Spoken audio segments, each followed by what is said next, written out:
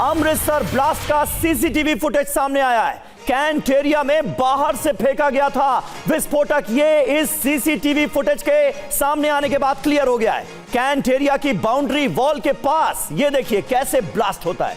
जांच में जुटी पुलिस और फोरेंसिक की टीमें।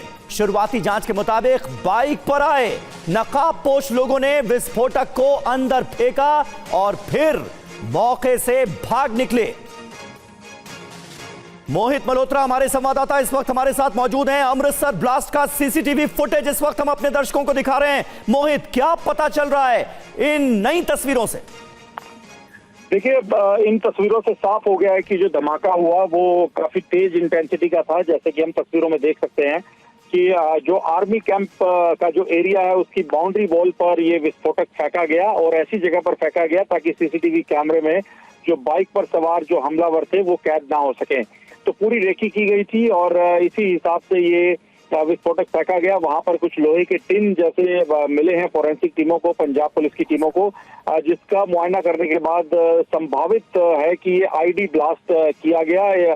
कुछ विस्फोटक आईडी लगा अंदर फेंका गया, जिसके बाद ये जोरदार धमाका वहां पर हुआ है। लेकिन जहां पर ये विस्फोटक फेंका गया वहां पर कोई आसपास ना तो कोई आर्मी का जवान तैनात था और वो एक खाली जगह थी। इसी वजह से जो इम्पैक्ट था वो ज्यादा नहीं है।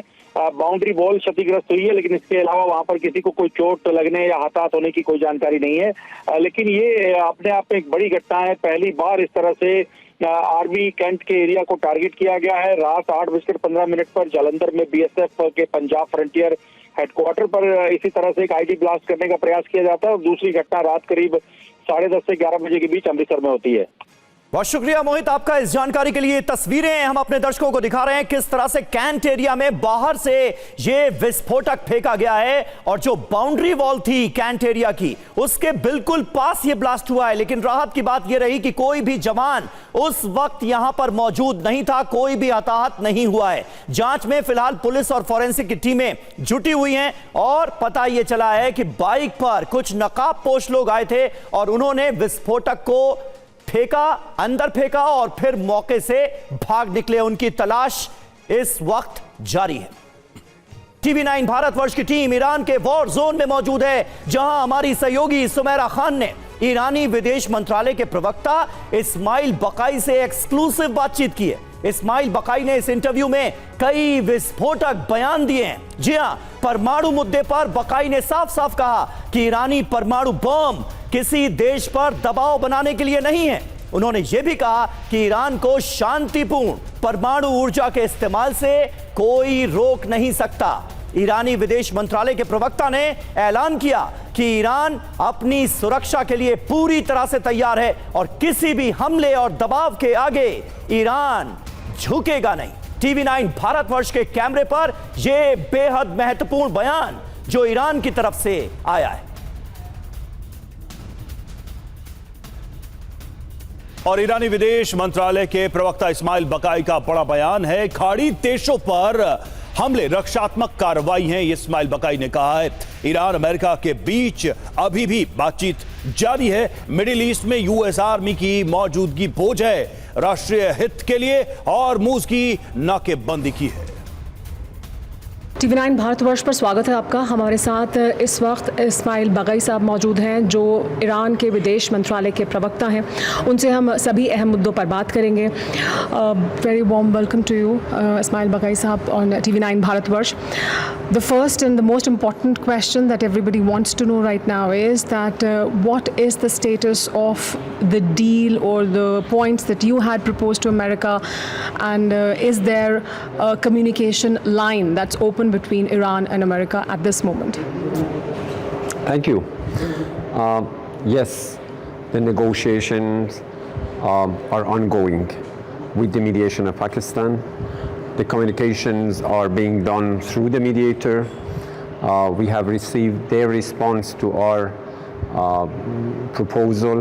Right now, it's on the review, and we should respond to that as soon as our studying of their paper is finalized. But we keep hearing from Mr. Trump that he's rejecting this, he's rejecting that, and not accepting this and not accepting that. So Is there still room or scope for negotiations or communication, or would that only be by force of strength that the deadlock is finished? Yes, you can see so many contradictory remarks on the part of the United States authorities, and that's basically one of the obstacles to any meaningful diplomacy between Iran and the United States. But still, we have shown our seriousness, our good faith in diplomacy.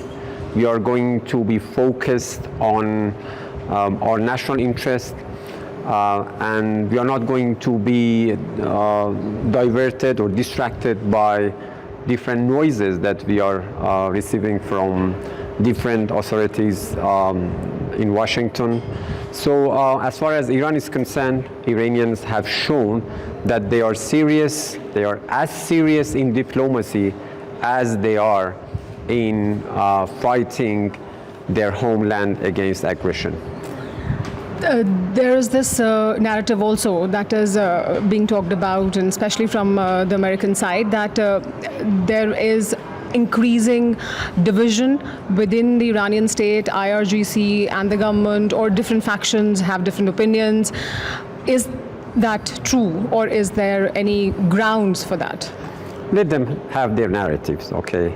Let them be happy with these false narratives. We are not going to be, as I said, to be distracted by these false narratives. We have shown that Iran is a united, determined state, and is going to keep its resilience in the face of their aggression and their maximalist approach regarding diplomacy. So we are going to keep focused on our priorities and our national interest. During the war and also now, out of all the Arab countries, UAE was the most targeted country. What is the reason behind that? Is there any specific reason why, apart from all the other targets, UAE especially was highly targeted? Iran's response to attacks by the United States and Israel was in exercise of our inherent right of self-defense.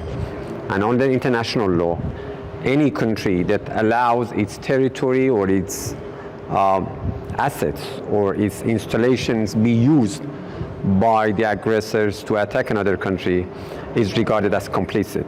So what we did in reaction to American-Israeli attacks against Iran was in exercise of self-defense, and we have made it clear that we have no enmity or animosity with any country of the region.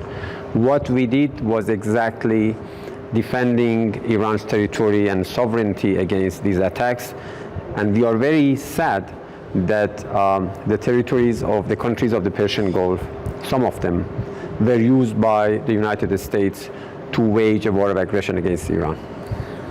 Would you see the relations changing after the war between Iran and the neighboring countries? I think we have to work together to build confidence among ourselves, because we are sure as Iran that the security and well-being of the region depends on all countries working together. This was a very bad experience for every country in the region, and I think this experience showed to everyone that the American military presence in the region will not bring security for the people. It is only a liability. Strait of Hormuz is the biggest concern of everybody, and everybody wants to know that what would happen eventually at Strait of Hormuz. But there is also right of navigation. There is this argument that if this was to happen, then Strait of Malacca or Strait of Gibraltar, there also the other countries would start accepting or asking for these kind of tolls. So how justified is Iran in doing this, and would this continue forever? I think the word toll is not the appropriate term to use in this case. what Iran, as a coastal state of the Strait of Hormuz, did was in exercise of its right under international law to protect its national security and national interests against American-Israeli aggression. What we have been trying to do is to devise a mechanism, a protocol, with the cooperation of Oman as another coastal state, to ensure the safe passage of ships through the Strait of Hormuz, while at the same time assuring the national security of Iran. The question about nuclear enrichment, Iran has said that that's a red line and Iran would not negotiate on that issue. And it is for Iran to decide how much nuclear enrichment they want to do. On the other side, Iran keeps saying that they would never want a bomb, and that's their policy, that's their stated policy. Yet the enrichment levels keep increasing. So is that a leverage also for negotiations? What keeps increasing? The nuclear enrichment levels, or the level Is at there which... any nuclear enrichment right now? No, I'm just asking that. Do you think that that would be also an important leverage for negotiations? It's not a matter of leverage. We have been exercising our right under NPT. We are a member of NPT, and as long as Iran is a member of NPT, we must be able to use our right of peaceful uses of nuclear energy. So I think that's a matter of a state being a member of an international agreement and being able to benefit its prerogatives. Thank you so much, Ismail Bagai sir, for talking to us. This Thank is you. Sumaira Khan for TV9 Bharatvarsh from Tehran. तो देखिए, Iran की तरफ से ये बिल्कुल clear किया गया है कि हम एनपीटी के मेंबर हैं और एनपीटी के मेंबर रहते हुए शांतिपूर्ण पर्पसेस के लिए हम परमाणु ऊर्जा का इस्तेमाल कर सकते हैं और ये ईरान का हक है, हमें इससे कोई रोक नहीं सकता। वहीं आईआरजीसी और मौजूदा नेतृत्व के बीच जो मतभेद की खबरें सामने आ रही थीं, उसे भी वेस्टर्न प्रोपेगेंडा करार दिया गया है और इससे सीधे तौर पर इनकार कर दिया गया है। इस्माइल बकाई ने जो बड़ी बातें TV9 भारतवर्ष के कैमरे पर कही हैं, वो अब एक एक करके आपके सामने आने जा रही हैं। ईरानी परमाणु बम दबाव बनाने के लिए नहीं है, इसे ऐसे नहीं देखा जाना चाहिए, यह क्लियर किया गया है इस्माइल बकाई की तरफ से। आगे उन्होंने कहा कि ईरान को परमाणु ऊर्जा के इस्तेमाल का हक है, यानी वो अपने अधिकार की बात कर रहे हैं और उसी राइट की एक्सरसाइज की बात कर रहे हैं। जी हां, और बात हो रही है सिक्योरिटी की भी। हम अपनी सुरक्षा के लिए पूरी तरह से तैयार हैं, यह कहा गया ईरान की तरफ से। आगे वो कह रहे हैं कि किसी भी हमले और दबाव के आगे ईरान नहीं झुकेगा, सरेंडर नहीं करेगा। और मिडिल ईस्ट में अमेरिकी आर्मी की मौजूदगी को बोझ बताया गया है, यानी खाड़ी देशों को भी संदेश दिया जा रहा है कि अमेरिकी फोर्सेस आपके ऊपर बोझ बन गई। और अमेरिका पर ही उन्होंने एक तरीके से आरोप लगाया, कहा कि अमेरिकी सेना की वजह से अस्थिरता बढ़ी है और हालात यहां तक पहुंचे। और राष्ट्रीय हित के लिए हॉर्मुज स्ट्रेट की नाकेबंदी की गई है, यह साफ तौर पर बताया गया है। देश हित की बात करता हुआ यहां पर ईरान नजर आ रहा है हॉर्मुज स्ट्रेट को लेकर। बकाई ने आगे कहा कि सरकार और आईआरजीसी में मतभेद की खबरें निराधार हैं। इस तरह की खबरों का अगर वो आनंद ले रहे हैं तो उन्हें लेने दिया जाना चाहिए, लेकिन ऐसा कुछ भी है नहीं। और कहा गया है कि ईरान अमेरिका के बीच बातचीत का सिलसिला जारी है, यानी जो डिप्लोमेटिक रास्ते हैं उनको बंद नहीं किया गया है। बकाई ने आगे कहा कि यूएस नेताओं के बदलते बयान कूटनीति में बाधा बन रहे हैं। तो ये तमाम बयान बकाई ने दिए हैं और स्पष्ट किया है कि ईरान की नीति इस युद्ध में क्या है। और हमारे साथ तमाम खास मेहमान भी मौजूद हैं। मेजर जनरल संजय सॉय, किस तरह से देखते हैं आप ईरान की तरफ से TV9 भारतवर्ष के कैमरे पर जो कुछ कहा गया है वो ईरान की मौजूदा रणनीति को बयां करता है। अमेरिका ने सरेंडर की उम्मीद की थी ईरान से, लेकिन ईरान अपने दावों पर टिका हुआ, अपनी बातों पर टिका हुआ, हम देख रहे हैं कि बार बार अमेरिका को ही सरेंडर के लिए मजबूर कर रहा है। बिल्कुल, देखिए ऐसा है कि पहले तो मैं बधाई देना चाहूँगा कि पहला चैनल है जो वहाँ पर गया, सुमेरा जी वहाँ पे जाके उन्होंने इंटरव्यू लिया है। काफ़ी महत्वपूर्ण बातें जो एक उनका पॉइंट ऑफ व्यू निकल के आता है वो बड़ा ज़रूरी है। देखिए कुछ चीज़ें हैं कि किस प्रकार से अमेरिका दबाव बनाने की कोशिश कर रहा है, ईरान ने क्लियर कर दिया वो दबाव में आने वाले नहीं है। जो उन्होंने कहने के अलावा एक्शन के द्वारा भी पता चल रहा है कि जब फ्रीडम ऑफ नेविगेशन का द्वारा अमेरिका ने टेस्ट करने की कोशिश की कि क्या ईरान के रिस्पॉन्स रहता है, तो किस प्रकार से उन्होंने हमले कर यूएई के ऊपर और अमेरिका के शिप के ऊपर हमला करके बता दिया कि वो लोग अभी भी तैयार हैं। दूसरी बात, परमाणु हथियारों के बारे में उन्होंने बिल्कुल पॉलिसी बिल्कुल क्लियर कर दिया कि वो पीसफुल पर्पस के लिए कर रहे हैं। शुरू से ये उनकी पॉलिसी रही थी, आज की नहीं है। अयतुल्लाह खुमैनी ने ये फरमान जारी किया हुआ था कि हमारे जो कभी भी हम न्यूक्लियर हथियार नहीं बनाएंगे, ये खिलाफ है, हमारे सोच के खिलाफ है और हम पीसफुल पर्पस के लिए करेंगे। तीसरी बात जो इन्होंने ये कही है कि किस प्रकार से स्ट्रेट ऑफ हॉर्मुज एक दबाव बनाने के लिए नहीं, ये एक उनकी डिफेंसिव रणनीति का हिस्सा है। तो देखा जाए तो उन्होंने और जो खास बात जो है, जो डिफरेंसेस के बारे में कि IRGC और पॉलिटिकल लीडरशिप के बारे में जो डिफरेंसेस है, ये एक प्रोपेगेंडा मात्र है। ये मैं इस चीज़ से पूरी तरह से इत्तेफाक रखता हूँ, क्योंकि ये इस तरह का बातें चलती रहती हैं। अमेरिका और पश्चिमी देश इसमें काफ़ी एक्सपर्ट है। रशिया के लिए भी उन्होंने कई बार ऐसे बोला कि पुतिन को कैंसर है, पुतिन कुछ दिन का मेहमान है, या वहाँ पर उनकी लीडरशिप को खतरा है। यही करके किसी न किसी आपस में मतभेद करने की कोशिश करते हैं।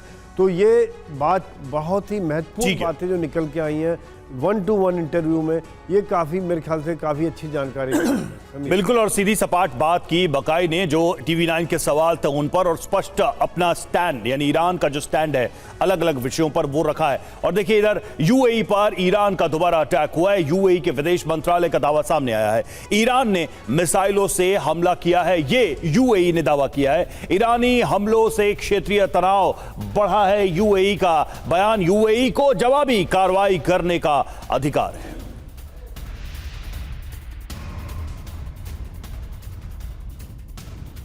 और यूएई के रक्षा मंत्रालय ने ईरानी हमलों की पुष्टि की है। ईरान की तरफ से मिसाइलों और ड्रोन से अटैक किया गया, ये कहा गया है यूएई के रक्षा मंत्रालय की तरफ से। ईरानी हमलों के बाद यूएई में अलर्ट जारी किया गया है। लोगों को सुरक्षित जगहों पर जाने की सलाह दी गई है। बेहद असुरक्षित होता नजर आ रहा है यूएई में एयर डिफेंस सिस्टम को एक बार फिर एक्टिव कर दिया गया है।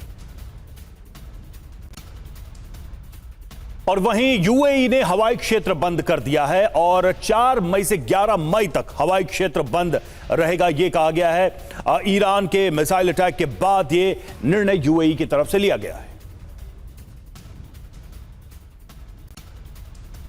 और इस बीच एक और अहम खबर आ रही है इराक से जुड़ी। इराक पर शाहेद ड्रोन से हमला हुआ है। कुर्दिस्तान इलाके में ड्रोन प्रहार की ये तस्वीरें आप देखिए जरा।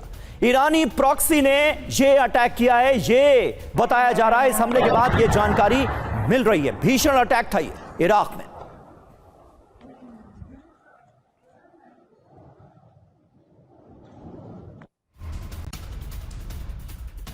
और इराक के सुलेमानिया में हमला, ईरानी प्रॉक्सी ने किया अटैक, ईरान विरोधी गुटों को किया टारगेट। तो प्रॉक्सीज पर भी अटैक किया जा रहा है। इराक के सुलेमानिया में यह हमला हुआ है, ईरानी प्रॉक्सी ने अटैक किया है और ईरानी विरोधी गुटों पर यह टारगेट किया गया। प्रॉक्सीज भी लगातार एक्टिव हैं और इस जंग में प्रॉक्सीज की भूमिका और प्रॉक्सीज का मुद्दा बढ़ा रहा है। अभी भी आप देखिए इराक में यह हमला किया गया है।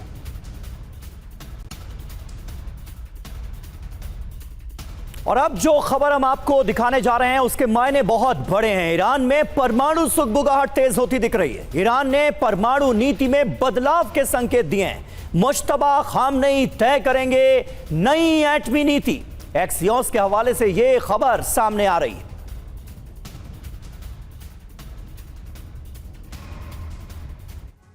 जी हां, तो ईरान की एटमी रिपोर्ट, मुश्तबा खामनेई तय करेंगे नई परमाणु नीति। 28 फरवरी से पहले ईरान एटमी समझौते पर तैयार था और युद्ध के बाद ईरानी नेतृत्व की सोच बदल गई। एटमी हथियार बनाने पर ईरान का नेतृत्व अब गंभीर नजर आ रहा है। सवाल यह है कि ईरान IAEA की तरफ से क्या कहा गया है, क्या दावा किया गया है। ईरान के पास यूरेनियम भंडार है, 60% तक एनरिच्ड यूरेनियम है। करीब 440 किलो यूरेनियम, 10 परमाणु बम बन सकते हैं इससे। इस्फहान में छिपाया है यूरेनियम और भूमिगत टनल में रखा गया है इस एनरिच्ड यूरेनियम को। अब त्रिपाठी सर, यूरेनियम का मुद्दा, परमाणु बम का मुद्दा, नाभिकीय शक्ति का मुद्दा बहुत बड़ा है। NPT किसी जमाने में ईरान को परमाणु बम रोकने से रोकने के लिए एक व्यवस्था थी, लेकिन ऐसा क्यों लग रहा है कि अब वही एनपीटी एक कवर है और लगातार आईएईए कह रहा है कि एनरिच यूरेनियम है, जबकि ईरान उसको डिनाई करता रहा है। क्या बदलाव पॉलिसी में कर सकता है? क्या एनपीटी से बाहर निकल सकता है ईरान? इतनी लड़ाई, इतने तनाव के बाद अब ये ईरान फैसला क्यों न ले? और क्या वाकई में आने वाले 1 साल में हम देखेंगे कि ईरान के पास परमाणु बम होगा? देखिए रवि जी, 2 तरह की यहाँ पर बातें हैं। पहले तो एनपीटी की बात करें, आज के कॉन्टेक्स्ट में देखें तो कोई भी ग्लोबल इंस्टीट्यूशंस जो ग्लोबल गवर्नेंस को तय करता है उसकी अपनी रिलेवेंस नहीं रह गई। हमने आईएईए के भी रोल को भी देखा कि उसका क्या रोल रह गया है। एनपीटी को कोई किसी ट्रीटी को मानता है या नहीं मानता उस कंट्री पर डिपेंड हो गया है। जैसे अमेरिका ने खुद कहा कि मुझे असर नहीं पड़ता WHO क्या है, WTO क्या है, ट्रंप ने सारे ग्लोबल इंस्टीट्यूशन से बाहर हो गए। इसी तरीके से ईरान का भी स्टैंड है कि कोई ऐसी ट्रीटी जो ईरान की सॉवरेंटी या ईरान के डिसीजन पर यदि कहीं किसी भी तरीके डाइल्यूट करता है तो वो वहाँ से विड्रॉ कर सकता है। तो और दूसरी बात है कि एक तरह का बहुत ज़्यादा डिलेमा जो पूरी अंतर्राष्ट्रीय कम्युनिटी में है ईरान के न्यूक्लियर प्रोग्राम को लेकर के, और ईरान ने बार बार इस बात को कहा है कि उसका जो न्यूक्लियर प्रोग्राम है ये उसकी आत्मा है, ये उसकी कंट्री का एक सोल है, उसकी कंट्री की एक आइडेंटिटी है। और यही लड़ाई शुरू से इसी बात को लेकर के आवाज भी यही हो रहा है कि आखिर वो जो यूरेनियम हो किसके लिए? ईरान कहता है ये हमारे एनर्जी के लिए, हमारे पीसफुल पर्पज के लिए। अमेरिका कहता है तुम न्यूक्लियर बम बना रहे हो। तो ये जो डायक्टोमी है ये कंटिन्यू चल रही है और आगे भी चलती रहेगी, क्योंकि कोई अभी क्लियर पिक्चर नहीं आ रहा है कि आखिर ईरान करना क्या चाहता है। लेकिन इतना तय है कि यदि 40 दिन को वॉर के बीच में एक स्टेटमेंट आया था, याद होगा हम लोग इस बात को डिस्कस किए थे कि अमेरिका ने कहा था कि यदि न्यूक्लियर प्रोग्राम तुम छोड़ दिए होते तो तुम्हारा हासिल न होता। तो जो ईरान ने कहा कि हाँ तुम एजुकेशन पर ज्यादा ध्यान देते, शिक्षा पर ज्यादा ध्यान देते, तो ईरान ने यही कहा था कि यदि एजुकेशन पर ध्यान देते तो हम इराक बन गए होते, हम सीरिया बन गए होते। यानी कि हम एजुकेशन पर तो ध्यान दिए, लेकिन जो हमें कवर किया हमारी राष्ट्रीय जो कह सकते हैं नेशनल सिक्योरिटी को, वो उसके न्यूक्लियर प्रोग्राम है। तो एनपीटी में रहेगा कि निकलेगा ईरान? अब क्या लग रहा है? ये ईरान तय करेगा, ये ईरान तय करेगा कि यदि कोई ट्रीटी उसके इस सॉवरेनिटी को बचा पाता है तो दैट इज ओके। कहां बचा पा रहा है? एनपीटी पे साइन करने के बाद भी हमला हुआ। तो इसलिए तो कह रहा हूं कि इसलिए मैं पहले स्टेटमेंट में कहा कि इनकी जो रेलेवेंसी है एनपीटी की, जितने सीटीबीटी एनपीटी, इनकी जो भी रेलेवेंसी है ये सब लॉस्ट हो चुके, खो चुके, क्योंकि इनके मानने वाले देश ही नहीं उसको फॉलो कर रहे हैं। तो मुझे बिल्कुल सही बात है। और आयतुल्ला अली खामनेई ने बाकायदा फतवा जारी किया था और एनपीटी पर दस्तखत करने के बाद ये उनका फैसला था कि ईरान परमाणु बॉम्ब नहीं बनाएगा, शांतिपूर्ण पर्पसेस के लिए इस्तेमाल किया जाएगा और इस नीति पर वो मरते दम तक कायम रहे। मुश्तबा खामनेई क्या करते हैं? क्या वो उसी फैसले को आगे बढ़ाते हैं या फिर नई परमाणु नीति ईरान की सामने आती है? ये देखने वाली बात होगी। आगे बढ़ते हैं। इराक में अमेरिकी ठिकानों पर हमले की आशंका है। अमेरिकी नागरिकों से इराक छोड़ने की अपील की गई। अमेरिकी दूतावास ने नागरिकों से यह अपील की है जल्द से जल्द इराक से निकले लोग, ये अपील की गई है। अमेरिकी नागरिक इराक छोड़ें।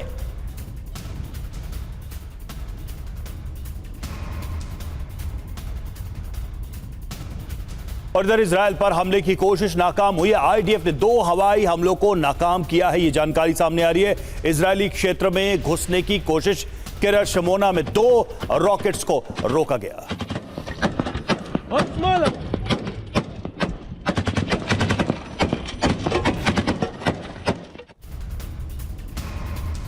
और इस वक्त हॉर्मुज़ स्ट्रेट से एक बड़ी खबर सामने आ रही है। फ्रांस के कार्गो शिप पर ईरान ने हमला किया है। हॉर्मुज़ से गुजरते समय क्रूज मिसाइल से अटैक हो गया।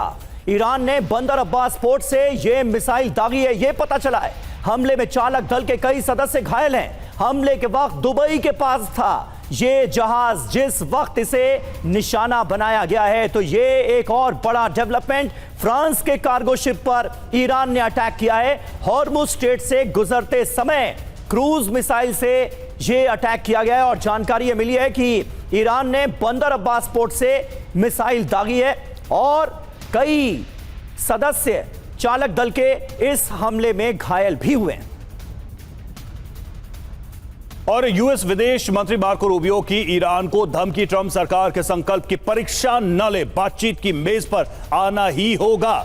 ईरान को हार स्वीकार करनी होगी और रूबियो ने भी कहा कि ईरान को शर्तें माननी होंगी। तो बदले बदले से सरकार नजर आते हैं, ये कहावत याद आती है अमेरिका के मौजूदा रुख को देखकर, क्योंकि जब बातचीत हो रही थी तो बातचीत से अलग एक नया रास्ता अख्तियार करते हुए जंग छेड़ी गई, 40 दिनों तक जंग लड़ी गई, और अब वही अमेरिका कह रहा है कि हल तो देखिए बातचीत से ही निकलेगा। एक और बड़ी खबर है, ईरानी परमाणु बम पर IAEA का बड़ा दावा। एनरिच्ड यूरेनियम इस्फहान साइट में मौजूद है। बार बार IAEA की तरफ से यह बताया जा रहा है कि इस्फहान में ही मौजूद है, हमले के वक्त भी इस्फहान में ही था एनरिच्ड यूरेनियम, ये IAEA ने दोहराया है। ज्यादातर यूरेनियम को एनरिच्ड कर चुका है ईरान, ये IAEA का बड़ा दावा।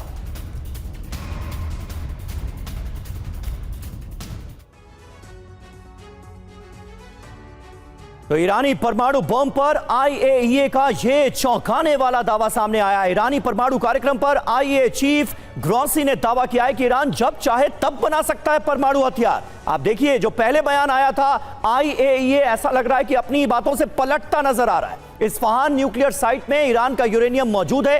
पिछले साल के हमले में इस्फहान साइट को कम नुकसान हुआ, हमले के बावजूद भी ईरानी यूरेनियम तबाह नहीं हुआ है। एनरिच्ड यूरेनियम यहीं पर मौजूद है, इस्फहान में ही मौजूद है।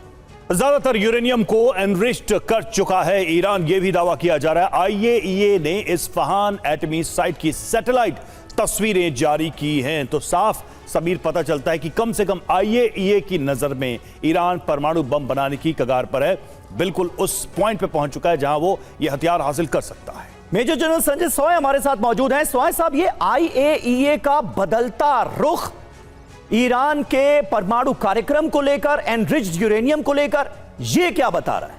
बिल्कुल समीर, देखिए यहाँ पर मैं ये देख रहा हूँ काफ़ी गोलमोल हिसाब लग रहा है। क्या वो किसी प्रेशर के अंदर इस प्रकार के बयान दे रहे हैं? हाँ। किस प्रकार का उनके ऊपर दबाव पड़ रहा है?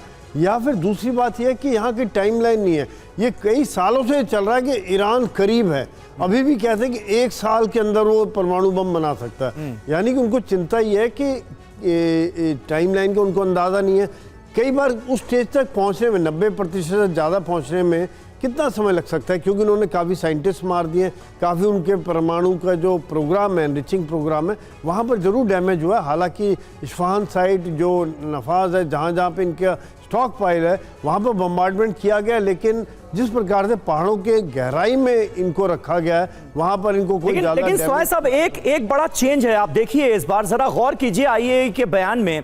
पहले कहा जाता था कि कई हफ्तों में बना सकता है, कुछ महीनों में बना सकता है, अब IAEA कह रहा है कि वो कभी भी बना सकता है, और जो ज्यादातर यूरेनियम है उसे एनरिच्ड किया जा चुका है। तो ये तो स्टैंड में एक बहुत बड़ा चेंज नजर आ रहा है। ये मुझे लग रहा है कि जहाँ कहीं ना कहीं अभी जो आगे हमले करने वाले हैं अमेरिका, या अमेरिका की जो डिमांड आ रही है कि एनरिच्ड यूरेनियम हमको हैंड ओवर करे, उसको देखते हुए शायद ये स्टैंड बदली किया गया, क्योंकि जस्टिफाई ताकि कर पाए कि दुनिया के लिए खतरा है। अमेरिका बार बार ये कहता है कि ईरान की परमाणु जो प्रोग्राम है वो दुनिया के लिए खतरा है। तो ये सब देखते हुए शायद मुझे लग रहा है कि ये कारण उसके पीछे ये है कि बहुत जल्दी के एनरिच करने में, कभी भी वो बम बनाने में सक्षम है। तो अगर बम बन जाता है समीर, समझने वाली बात है क्यों खतरा है। इजराइल के लिए ही मेन खतरा है, जिसकी वजह से शुरू से ही इनके परमाणु प्रोग्राम के खिलाफ रहे हैं। पहले कभी उस स्टक्सनेट वायरस डाला, इनके साइंटिस्ट को मारा, फिर पिछले साल इसके परमाणु पर जो साइट है वहाँ पर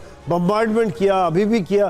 तो काफ़ी ये लोग इसके लिए काफ़ी चिंतित रहते हैं कि अगर परमाणु बम बन गया तो वहां की पावर डायनेमिक्स कहीं ये भी आ जाएगा। ये भी तो नहीं है सर कि IAEA हो या अमेरिका हो ईरान को दबाव में लाकर उस ब्लिंक पर लाना चाहते हैं जहां या तो वो NPT से बाहर हो जाए, खुद को अलग कर ले, फिर उसको दोषी ठहराना और आसान हो जाएगा, या फिर सच में परमाणु बम बनाने का ऐलान कर दे, जिसके बाद और ज्यादा फुल फ्लेज वॉर अमेरिका और उसके सहयोगी देश कर सके, जस्टिफाई कर सके अपने इस पूरे वॉर को, इस हमले को। और देखिए इस बीच अमेरिका ईरान तनाव के बीच ये बड़ी खबर सामने आ रही है। चीन पहुंचे ईरान के विदेश मंत्री अरागची, बड़ी खबर है ये। चीन के विदेश मंत्री वांग यी से अहम वार्ता, यूएस तनाव पर भी दोनों विदेश मंत्रियों की चर्चा होगी। तो आप देखिए कि डिप्लोमेटिक लेवल पे भी लगातार ईरान समर्थन जुटाने की कोशिश में।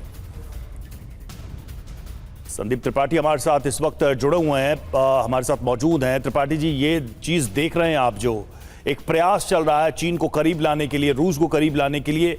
ये जो टाइम मिला है, क्या आप देख रहे हैं कि ईरान इसका दूसरे तरीके से भी इस्तेमाल कर रहा है? मतलब अपनी ताकत तो दिखा ही रहा है, अपना स्टैंड तो बहुत स्ट्रांग कर ही रहा है, लेकिन दूसरी तरफ वैश्विक समर्थन भी जुटाने में लगातार ईरान जुटा हुआ है। देखिए रवि जी, ये जो विजुअल्स अभी आप दिखा रहे हैं और ये जो जिस प्रकार से ईरान का ये मूवमेंट है, मुझे लगता है कि डिप्लोमेटिक टेबल पर देखा जाए तो ये अपने आप में एक बढ़त है। हमने 40 दिन को वॉर में देखा, जब वॉर स्टार्ट हुई थी शुरू के 2-3 दिन सब हम डिस्कस कर रहे थे कि चाइना कहाँ है, रशिया कहाँ है, क्या खुल के सपोर्ट करेगा। लास्ट फेज में आते आते ही क्लियर हो गया था कि कंप्लीटली सपोर्ट है चाइना और रशिया का ईरान को। और उनके स्टेटमेंट पे भी जो लगता था ईरान तो रशिया ने खुल के बोला कि देखिए हमने कैस्पियन सी से देखा कि जो लॉजिस्टिक सप्लाई चल रहा था।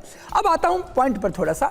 अभी मात्र एक हफ्ते पहले की बात है कि ये जो अब्बास अराक्ची है वो मॉस्को जाते हैं, पुतिन से मिलते हैं, यहाँ के विदेश मंत्री वहाँ के हेड ऑफ स्टेट से मिलते हैं। तो एक तो ये कि रूस उनको एक अहमियत देता है कि देखिए वहाँ के विदेश मंत्री का आना, यानी कि ईरान को रिप्रेजेंटेशन है और ईरान के साथ मॉस्को खड़ा है कंप्लीटली।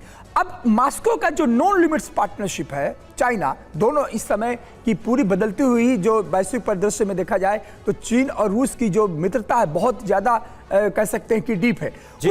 उस कॉन्टेक्स्ट में अब चाइना पर पहुंचे हैं, तो ये मैसेजिंग है, सिग्नल है अमेरिका के लिए। बिल्कुल सर, और एक चीज और भी तो है कि इन दोनों देशों ने यह भी देखा है कि ईरान ने इजराइल, अमेरिका समेत जो खाड़ी देश है उनका सामना किया, 40 दिनों तक डटकर मुकाबला किया और इस जंग में उनको बातचीत के टेबल पर ले आया, यानी अपनी ताकत दिखाई। और जो दोस्त हैं वो दोस्त की ताकत देखकर और कॉन्फिडेंट होते हैं कि भाई हमें इसका सपोर्ट करना चाहिए। मुझे लगता है कि ये एक एडवांटेज इस वॉर से मिला है। कम से कम ईरान की power branding, global power branding जो है वो बेहतर हुई है इन दोनों देशों की नजर में। देखते हैं कि इसमें ये दोस्त कहां तक आगे आते हैं ईरान के साथ। फिलहाल बहुत बहुत शुक्रिया आप दोनों का हमसे जुड़ने के लिए, इस चर्चा के लिए।